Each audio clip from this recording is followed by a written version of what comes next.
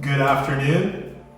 Hey there, good afternoon. It's Cole from Movement Mortgage. Chris from eHomes.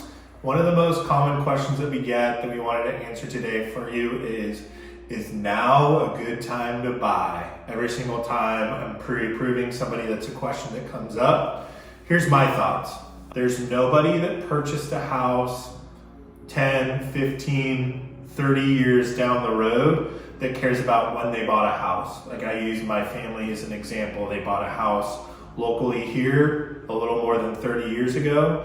And within that time period, 1993, 1990, 1997, the market went up, the market went down.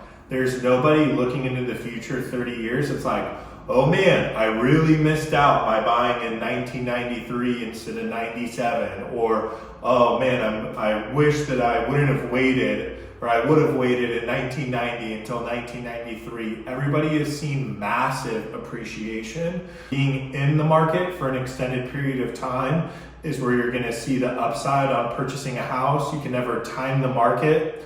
I bought my first house in 2017 and I was told, oh, you're buying at the peak of the market. But I knew that I was totally fine. Even if my home value went down by 20, 30%, long term, the home value was gonna go up.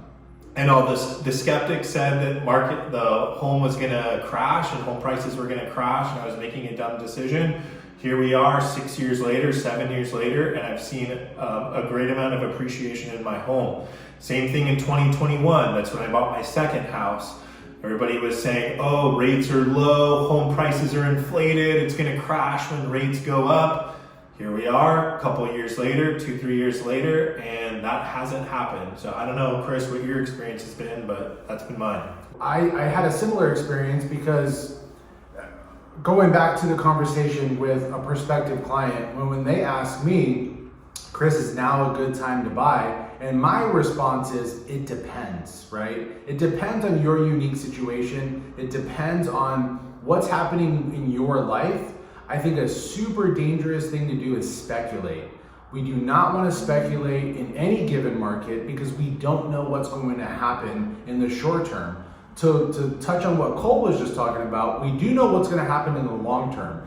If you look at history, so the scoreboard doesn't lie, and you'll hear me say that often.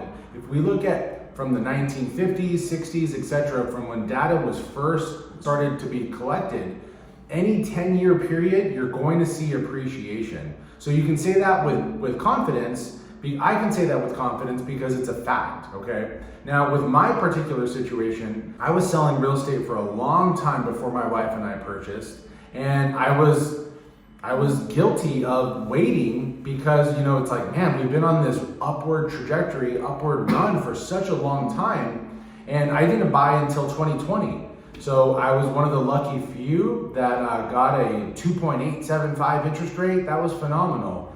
But here's the thing. That home met its needs in that current time, and so now that rates are significantly higher than that 2.875. I had a recent client ask me, Chris, is now a good time to buy? And I said definitively, it depends, but let me tell you what I did with my wife and I just did, is that we got rid of our 2.875 because that house was no longer serving our family's needs, and we had to get into a 6.5% interest rate. Did that feel good? Did we want to do it? Of course not. But the thing is that it is what it is. In 2020, we were able to gain equity, right? Because that was still on the tail end of this crazy run that we had. We still made money from 2020 to 2022. We got rid of that house and we bought our current home.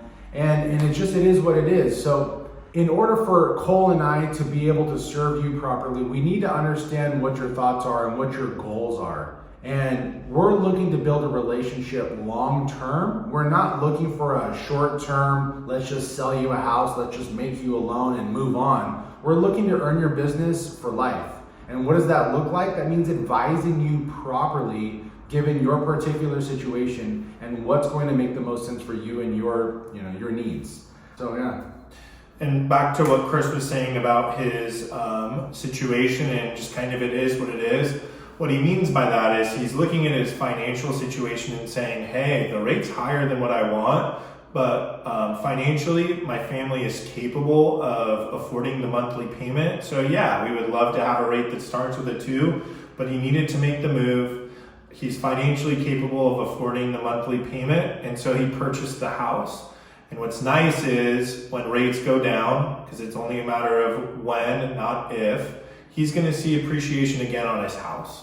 Give us a call if you have any other questions. Like you said, if there's anything specific that you're curious about or have questions on, we're here to be a resource, but you got to tell us what it is, what the reason was originally that you replied to the video, right? So if you have any questions, here's our information below. And looking forward to a chance to chat at some point in the future.